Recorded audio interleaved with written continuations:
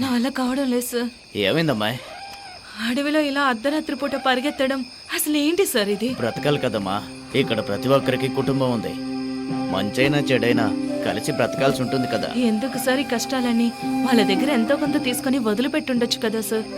నువ్వు చెప్పినంత ఈజీ కాదమ్మా ఈ పని. ఇక్కడ ఎవరూ కూడా వాళ్ళు చేస్తున్న పనిలో సొంత నిర్ణయాలు తీసుకోవడం కుదరదు. ఒకరిపై ఒకరంటూ పై అధికారులు ఉంటూనే ఉంటారు. అది తప్పైనా రైట్ అయినా చెయ్యక తప్పదమ్మా. అందుకని నా భర్తని కొడుకుని వదిలేసి అర్ధరాత్రిలో అడవిలో పరిగెత్తమంటారా సార్? వెళ్ళిపో. రేపు పొద్దునే ఉద్యోగానికి రాజీనామా చేసి వెళ్ళిపో. సార్ మరేమంటావమ్మా?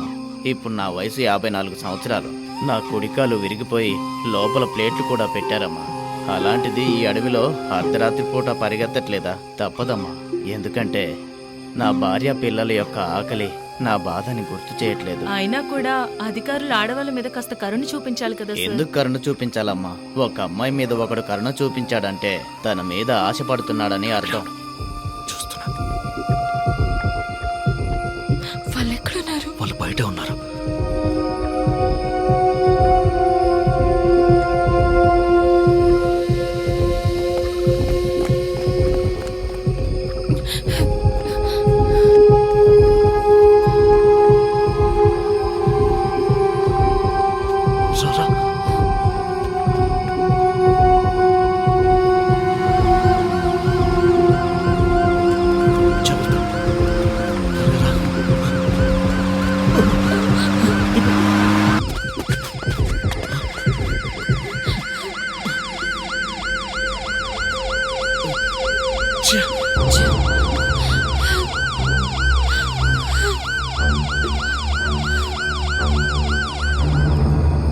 తప్పించుకుని పారిపోదాం అనుకుంటున్నారా?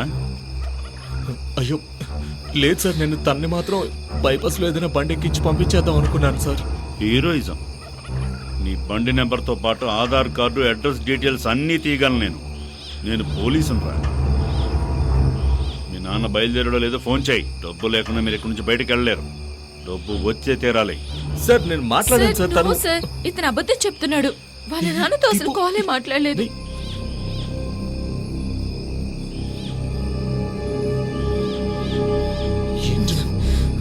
ఆ అమ్మాయి చెప్పేది నిజమేనా? అయ్యో లేదు సార్, నేను అది డబ్బు తీసుకొచ్చే తీరాలి. డబ్బు లేకుండా మీరు ఇద్దరు ఇక్కడి నుంచి కదలలేరు. సార్ నాకు ఒక్క నిమిషం టైం ఇవ్వండి సార్, డబ్బులు ఏర్పాటు చేస్తాను ప్లీజ్ సార్.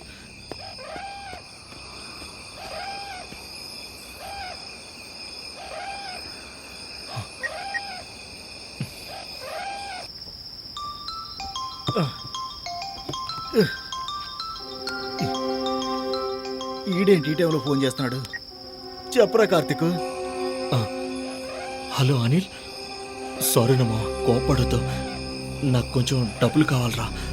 రే తెలుసు కదరా, నేనే నా పెళ్ళం జీతంతో బతుకుతున్నాను. రే ఓకేరా, మీ ఆవిడని అడిగానే నాకు కొంచెం హెల్ప్ చేయరా ప్లీజ్ రా. రే టార్చర్ పెట్టకుండా ఫోన్ పెట్టరా. జాబ్ చేసుకుని అడగకుండా నన్ను అడుగుతున్నాడు. రే అర్థం చేసుకోరా ప్లీజ్ రా. హలో దరిద్రుడు, ఎవరికి చేయాలి?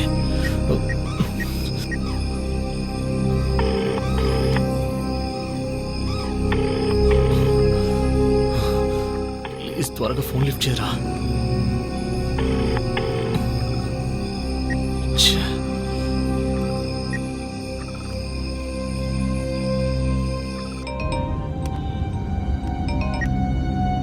హలో చెప్పరా కార్తీక్.